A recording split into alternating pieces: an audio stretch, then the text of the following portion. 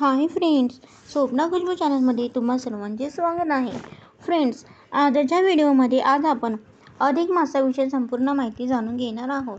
त्याआधी तुम्ही जर चॅनलवर नवीन असाल तर चॅनलला सबस्क्राईब करा. तर फ्रेंड्स, अधिक मास हिंदू पंचांगानुसार सन 2026 अत्यंत महत्त्वाचा असणार आहे. अधिक मास लागल्यामुळे हे वर्ष 13 महिन्याचे असेल. 17 मे ते 15 जून दरम्यान हा अधिक मास असणार आहे. या अधिक मासाला मलमास किंवा पुरुषोत्तम मास असेही म्हणतात. हा काळ अत्यंत धार्मिक आणि आध्यात्मिक दृष्टिकोनातून फारच महत्त्वाचा मानला जातो.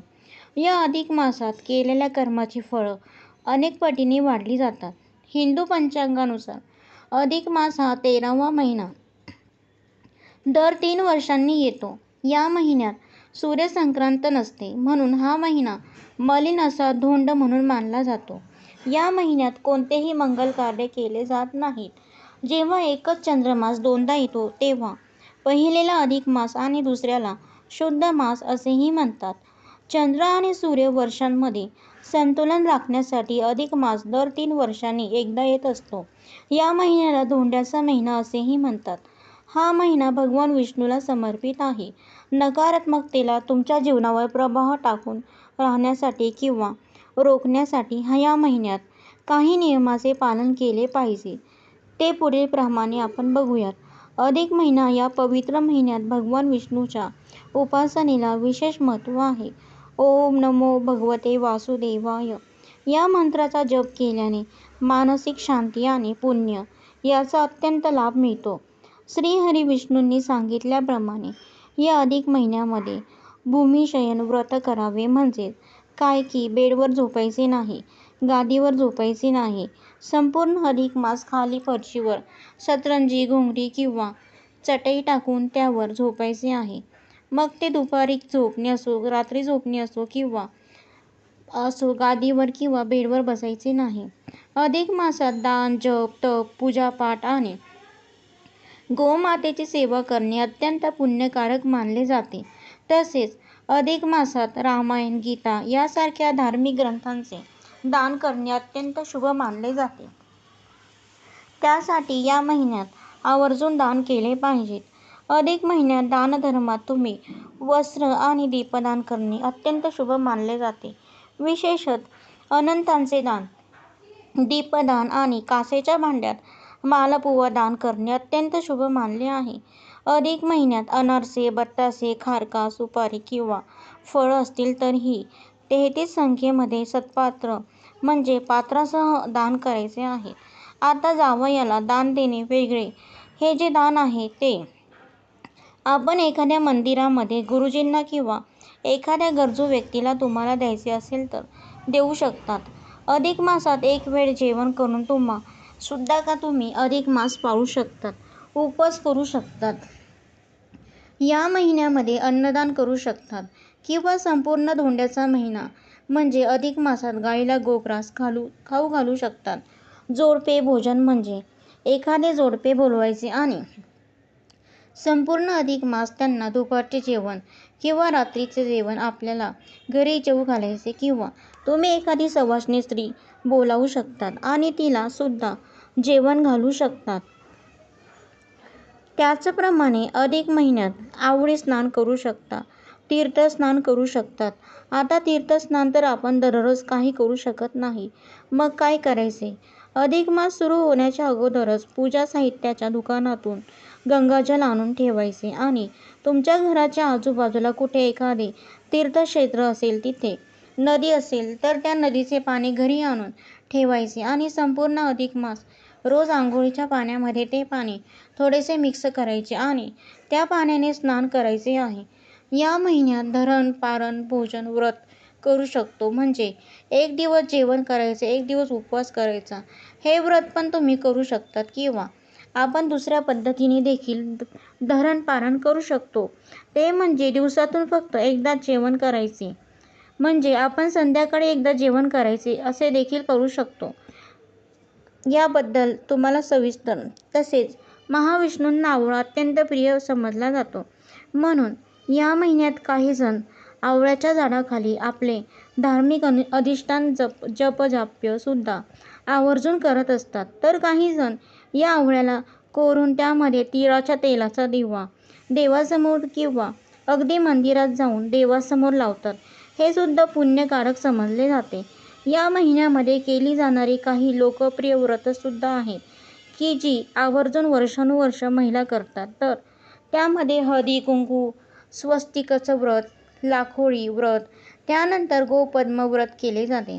अधिक महिन्यात दररोज तुळशीची पूजा केली जाते किंवा एखादी सवाष्णी बोलवून तिची रोज ओटी भरली जाते किंवा एखादे सवाष्णी स्त्रीला बोलावून रोज तिला जर चहा आवडत असेल तर चहा किंवा दूध आवडत असेल तर दूध किंवा तिला पाजलं जातं एकतर सकाळचा चहा किंवा संध्याकाळचा चहा किंवा संध्याकाळचे दूध किंवा सकाळचे दूध. तर ही काही व्रते आणि दान आहेत जे आपण अधिक मासामध्ये करू शकतो. अधिक मास पुरुषोत्तम मास म्हणूनही ओळखला जातो. जगन्नाथपुरीच्या प्रदेशाला पुरुषोत्तम क्षेत्र म्हटले जाते. पुरुषोत्तम महिन्यात म्हणजेच अधिक महिन्यात इथे भेट देणे अत्यंत शुभ मानले जाते.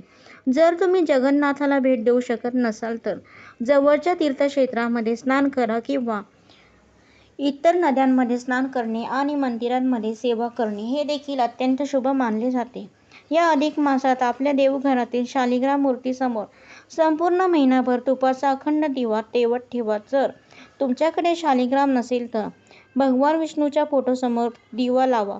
या शुभ प्रथेमुळे मागील सर्व जन्मातील पापाचे शालन होते आणि आपल्या आयुष्यात सुख, शांती आणि समृद्धीचे जीवन लाभते. या अधिक महिन्यात पुरुषोत्तम महात्म्याचे पठण करणे अत्यंत फलदायी ठरते. हे शक्य नसल्यास भगवद्गीतेचे पठण करावे किंवा दररोज गीतेचे किंवा पुरुषोत्तम महात्म्याच्या शेवटच्या अध्यायाचे त्यांच्या अर्थासह पठण करावे. या महिन्यात विष्णू सहस्रनामाचे सुद्धा पठण करणे अत्यंत शुभ मानले जाते. विष्णू सहस्रनाम तर आवर्जून पठण करावे. तसेच रामरक्षा स्तोत्राचे आपण पठण करू शकतात. अधिक मासात विवाह, गृहप्रवेश, मौजी, बंधन, वारसे, मुंडन यासारखे शुभ आणि मंगलमय कार्य केली जात नाहीत. असे मानले जाते की या महिन्यात शुभ कार्य केल्यास अपेक्षित फळ मिळत नाही. या महिन्यात केस कापणे किंवा नखे कापणे टाळावे. या अधिक मासात सात्विक जेवण करावे.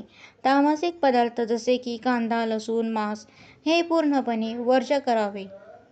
अधिक मासात म्हणजेच धोंड्याच्या महिन्यात जावयाला श्री विष्णूचे रूप मानून 33 अनारसे, तांब्याचा किंवा चांदीचा दिवा आणि ताट तसेच नवीन कपडे आहेरवाण म्हणून देण्याची परंपरा आहे.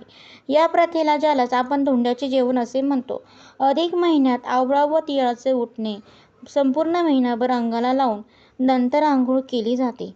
महाविष्णूंना आवळा अत्यंत प्रिय समजला जातो आणि म्हणून काही जण आवळ्याच्या झाडाखाली आपले धार्मिक अधिष्ठान जपजाप्य सुद्धा या महिन्यात आवर्जून करतात. तर काही जण या आवळ्याला कोरून त्यामध्ये तिळाच्या तेलाचा दिवा देवासमोर किंवा अगदी मंदिरात जाऊन देवासमोर लावतात. हे सुद्धा पुण्यकारक समजले जाते. दर 3 वर्षांनी येणाऱ्या अधिक मासात 33 दानाला अत्यंत महत्त्व आहे. दान देताना अनारसे, बत्तासे, रेवड्या, मोदक, बर्फी, सप्तधान्य अशी दिली जातात. अनारसे, बत्तासे यासारख्या पदार्थांचे 33 नग या प्रमाणात दान दिले जातात. दीपदान, तांब्याचे पात्र, वस्त्रदान या गोष्टी दान कराव्यात. तसेच इच्छाशक्ती व आर्थिकता याप्रमाणे आपण दान करू शकतो. अधिक मासात जावई, गायी, देवता, गंगेला वाण देणे अधिकच महात्म्य वाचणे, मातेची पूजा करून तिची ओटी भरणे, मेहुणांचे पूजन, विष्णुयाग अशा सर्व गोष्टी आवश्यक आणि आवर्जून कराव्यात. भगवान विष्णू यांचा आशीर्वाद मिळवण्यासाठी दीपदानाला या महिन्यात अत्यंत महत्त्व आहे. धार्मिक मान्यतेनुसार जावयाला निरंजन दिल्यामुळे तुम्हाला लक्ष्मी आणि भगवान विष्णूचे आशीर्वाद मिळतात. म्हणून या महिन्यात अनेक जण जावयाला अधिक मासात घरी बोलावतात. त्यांच्यासाठी छान छान खाद्यपदार्थ बनवतात आणि त्यासोबतच 33 अनारसे, 33 बत्तासे आणि त्यासोबतच एक चांदीचे निरांजन देतात आणि 33 दिव्यांनी जावयाचे औक्षण करतात आणि हीच परंपरा पूर्वीपासून चालत आलेली आहे. अधिक महिन्यात भगवंतांसाठी निष्काम भावनेने धार्मिक कार्य करण्याची प्रघात आहे. त्यामुळे आपल्या हातून घडलेल्या कळत नकळत चुकांचे प्रायश्चित्त करून त्यातून मुक्त होऊन पुण्य कमावण्याचा राजमार्ग याच अधिक महिन्यात आहे. आणि म्हणूनच असे म्हटले जाते की दर 3 वर्षांनी येणाऱ्या या अधिक महिन्यात आपल्याकडून स्वतःची आत्मशुद्धी करून घेण्याची ही मोठी पर्वणीच आहे. तर अशा प्रकारे दर 3 वर्षातून एकदा अधिक महिना येतो. त्याला अधिक मास, धोंड्याचा महिना किंवा पुरुषोत्तम मास असेही म्हणतात. तसेच हा काळ धार्मिक आणि आध्यात्मिक दृष्टिकोनातून फारच महत्त्वाचा मानला जातो, तसेच मानला गेला आहे. आणि त्यामुळेच वरील नियमाचे पालन अवश्य करावे आणि त्यामुळेच भगवान विष्णूची विशेष कृपा आशीर्वाद आपल्याला प्राप्त होतात. तर फ्रेंड, तुम्हाला आज माझा व्हिडिओ आवडला असेल तर नक्की शेअर करा, लाईक करा, शेअर करा, सबस्क्राईब करा. पुन्हा भेटू एका नवीन व्हिडिओसोबत. तोपर्यंत बाय.